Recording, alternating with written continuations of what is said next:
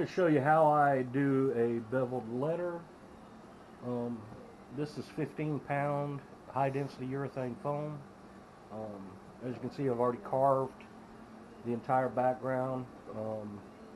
Did it with a number 6 gouge mostly, but you'll need two items for this this method that I use. It'll be a V gouge and a number 4.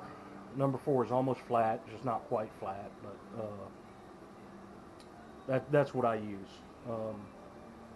As you can see, I've already got some lines on this W. It's upside down from what y'all can see, but it's easy for me to get to this way. I've got a center line down each stroke. I also have a depth line that I'll go down to, and then I also have a line going into the inside cuts, and you'll see why I have that. When I'm doing these, and you may want to do them differently, this is how I do it. When I do these, I don't pay attention to the bevel going down the stroke this way until after I get the rest of the bevel done. But I'll go ahead and show you.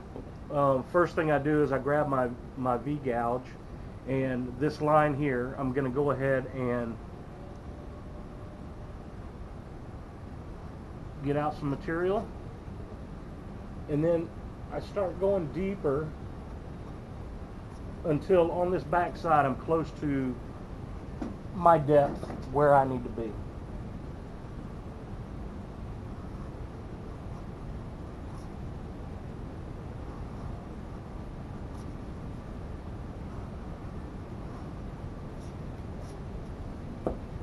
All right, and then I'll go ahead and do the rest of it real quick.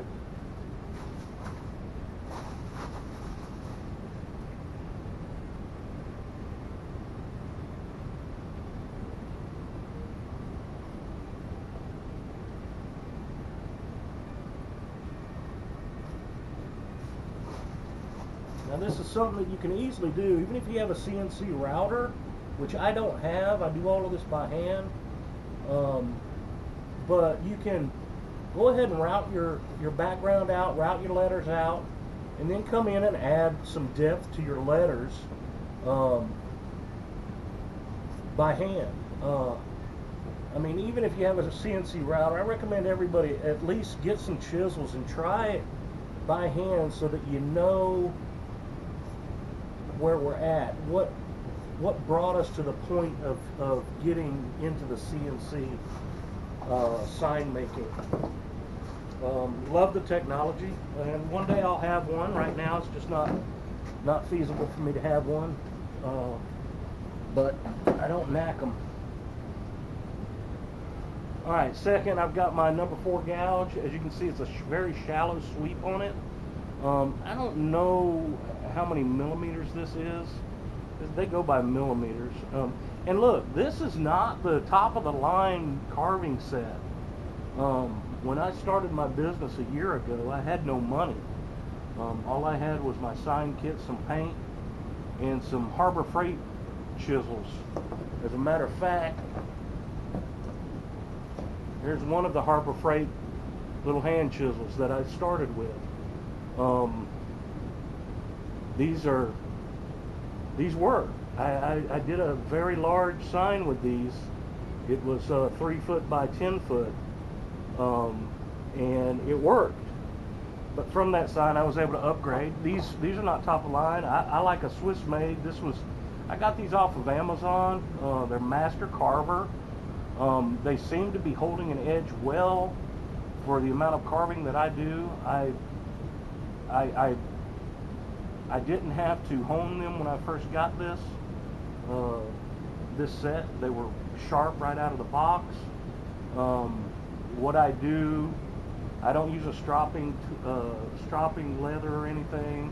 I use a buffing wheel with jeweler's rouge, and that's how I keep them sharp. And you know, I find myself doing about every hour and a half in the middle of a carve, I'll go to the buffing wheel and I'll buff out my my instruments. and they've held up really well. My next step, obviously, I want to go to back to some file chisels. They're Swedish. I mean, they're Swiss, and it's what I had before. And the biggest problem I have with these chisels here, or these gouges, is that they have round handles and they roll. I had one roll off the table because my fan was blowing on it. But anyway, so let's back to the carving. So we've gotten our V cuts on the inside. Now at this point, I will go ahead and just take at about a 45-degree angle, and I'll cut. And what I'll do is I'll pay attention to my depth line, and I'll cut down to my depth line. And that gives me a stop. That gives me a reference for when I'm bringing the rest down to that level. This one you'll probably be able to see better.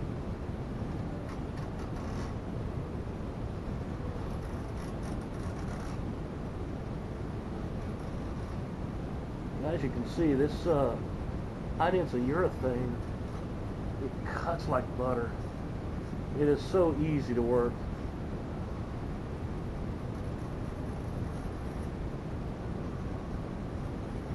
Now my depth is just for reference. I might find that I want to go deeper, which is fine. I mean, if I decide to go deeper, I can go deeper. All right, after I cut that 45, I'll come in and do another shallow cut. Straight in here, probably at, what, 15 degrees or something, 20 degrees. Be careful when you get up into here that you're not cutting deeper than where you're at. Once I get that second cut in, I might come back and do another one on top, but it's not really necessary. At this point, I go directly to my center line, and I start bringing it down. Now, be careful. You need to always have, when working with sharp chisels, you need to always have your hands opposite the business side of that chisel. And I speak from experience. I've got many scars here on my hands where I've been holding a piece, trying to carve a piece. Dull chisel slips and slices the hand. So you can always keep two hands on your tools. You know that you'll more than likely be in a safe area. I apologize, my arm's probably in the way seeing what I'm doing here. But what I've done is I've gone from center line down to where my depth line is. Now this is not perfect. This will all get leveled out in sanding. But I use a number 4, which is almost flat. I don't want to use a flat. In the past, anytime I've ever used a flat chisel, I generally wind up with gouges in it or line cuts from that chisel, and I don't like to do it that way. I also don't like running long way this way, because when you go to sand, you can tell when you're level here a lot easier than when you have the long lines. That's just my personal preference. You might find that you can do it the other way, and it's fine for you. But for me, it doesn't lay itself out well for me, the way I like to do it. Again, I'm not really paying attention to this bottom bevel yet until I get done all the way down. Now, don't try to get this all in one stroke. A couple of strokes will get you down to that depth, and you'll find that it goes fairly quickly, especially with a sharp chisel. I actually have not buffed this chisel since I was using it last on the other set of letters I just did. So it probably could use a buff. But we'll go ahead and keep going here. the high density urethane is very forgiving, so you know you can work it with a dull chisel. What you'll notice, if your chisel is dull, in the surface of the sign you'll see some of this little gap sections like that. You can tell that you know your chisel's dull when you start seeing that. But you know, like I said, that stuff sands out, fills with the primer. This stuff accepts any kind of paint. This particular job I will be using exterior house paint. Either Valspar or Benjamin Moore is what I'll be using. I'm waiting on a color match from the customer. But you know, I'm hoping to get this up this weekend. Get paid. What I would recommend is, look, if you're carving for a living or even a hobby, charge the right price for it. I mean, you know, even if it's your hobby, you still need to make the money that the industry demands. The unfortunate thing in the sign industry that happened is, well, in the 90s, we went from hand lettering to vinyl, which was fine. Vinyl machines were very expensive at the time, but they've gotten down to where everybody and their brother can get a vinyl machine, but they don't charge enough for that product, and it winds up causing those of us that are in it full time to not be able to make a profit. Look at your material, what you're paying for it, and really pay attention. And you know, Signcraft magazine has been around since the 60s, and they have very good pricing on there, where they have industry standard pricing. They actually have every year they have a survey that they send out to commercial sign shops and ask the question, what is your pricing? What is your pricing model? How do you price this? How do you price that? And I can tell you that a carved sign probably gets more money than a sandblasted sign. They don't have pricing on a carved sign in Signcraft, but they do have it on sandblasted. And of course, anybody with a little bit of sense can kind of make sense of the pricing there and work with it and figure out their pricing. Obviously, carving a sign takes more, and to be honest with you, look, you charge, you know, I've got a price that I charge for a full carved background like this with just flat letters. If I'm going to bevel letters, it's going to cost more. This part of this sign will have incised letters that I have to do, and I might do a video on that. Incised letters on a sign are cheaper than carving a full background like this because it doesn't take as much time. But I mean, in my area, I can tell you now that this sign, this Duna is the brand of this product. This is 15-pound Duna, 1.5 inch thick. You're right around $10 a square foot, just your cost on the material. So you need to get what you need for your time. And even if sign making is a hobby for you, I can tell you that your time is still valuable, and you need to get paid for your value. Don't undervalue your skills. If you've got skills enough to do this, and you've got skills enough to be in business and command the prices that the industry and the area that you're in demands. Give me 1 second. I'm going to leave this running. I'm going to buff this chisel real quick to this couch.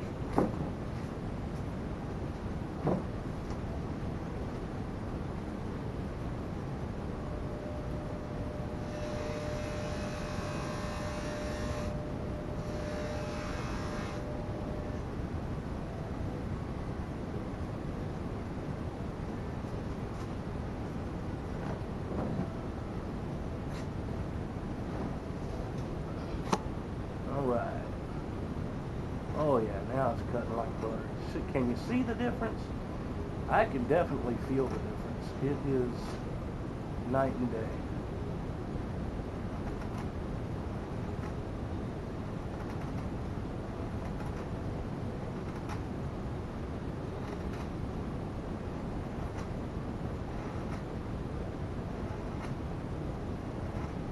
Dull carving tools are dangerous, people.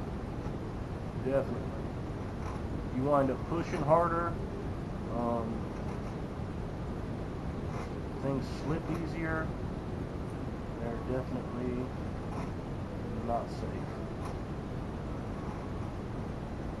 So all we're doing, we're just going same angle down to the depth cut from the center.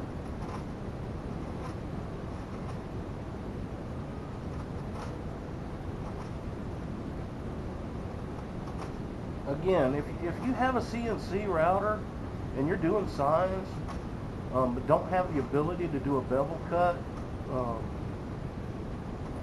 man, do it by hand.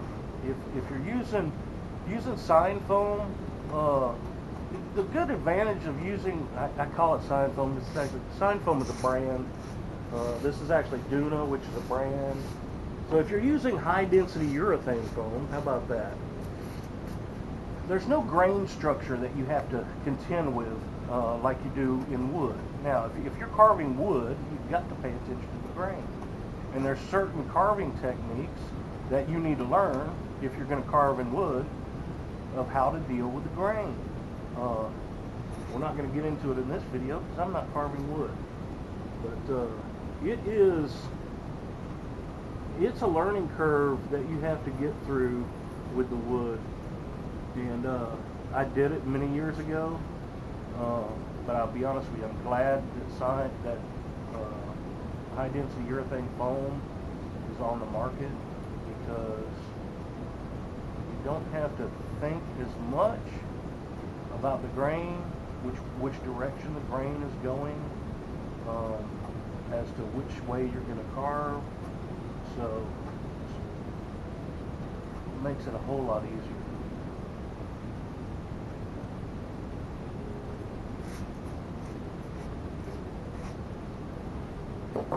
Now we'll just take and clean that up just a little bit.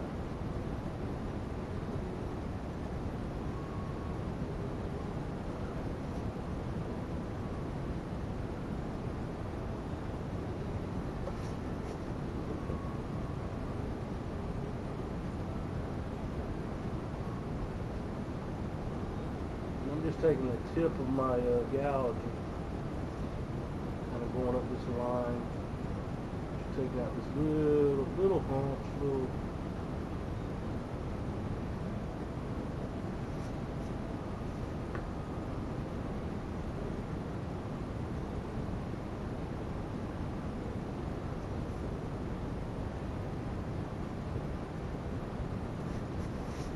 All right. Now, when it comes to this top edge, you can see all of the squiggle lines. What I do is I'll just come and just kind of knock off the tops. Now, understand, when you sand this,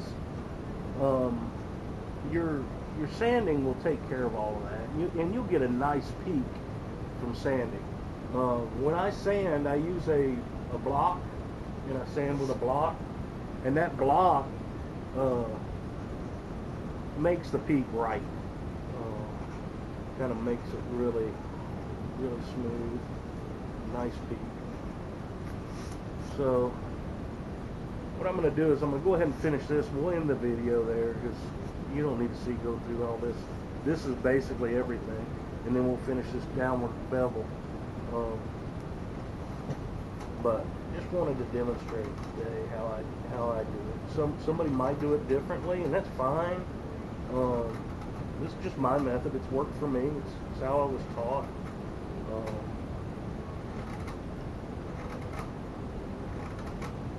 I'm going to just go ahead and knock off this top. I know I initially told you to do that 45, but once you've been doing it long enough, you don't have to really get into that. That's a good way to start. Matter of fact, nowadays, when I'm doing these, I've done so many. I don't even measure my depth.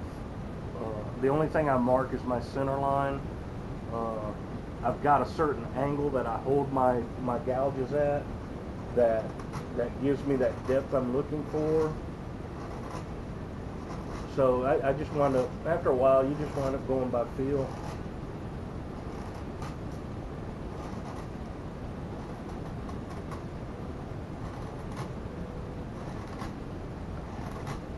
You got to develop those certain things that makes you a little bit faster, you know, because time is money. Of course, you charge for that time too. If I estimate a sign at 6 hours and it takes me 4, though that's 2 hours advantage on my end.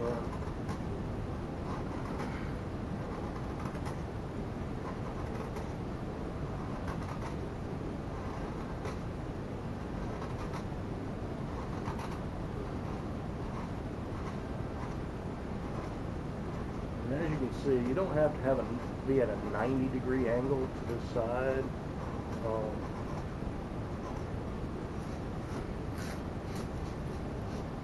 Alright, so important. Where this ends in this W, for example, where this V ends here, I am going to measure and we're going to go the same distance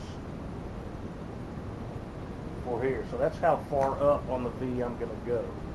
Alright, so what I'm going to do, I'm going to go ahead and knock off this side.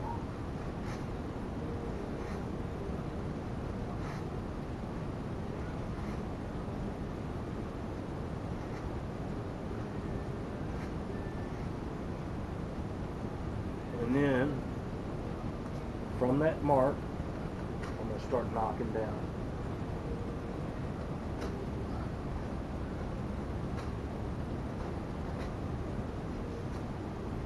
You see I've got the center straight down to my depth. So the next step is knocking down the rest. And it'll naturally form that point to the corner. Once you get to that depth, it'll naturally form that point.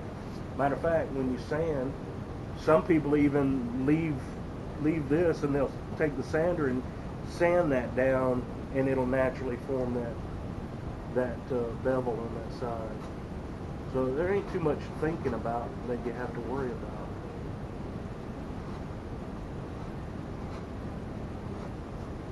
There. Finish this out here, I guess.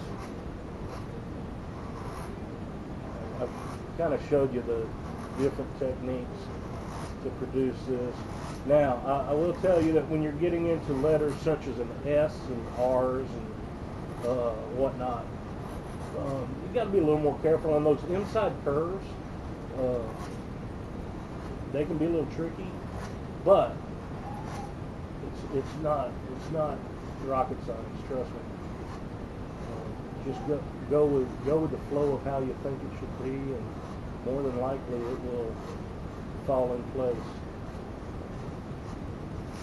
Alright, this is ready for sanding, final. So that's the basic method of how I do a bevel letter. Hope you enjoyed the video. Maybe I didn't talk too much, maybe I did. Sorry. Anyway, we'll be doing more.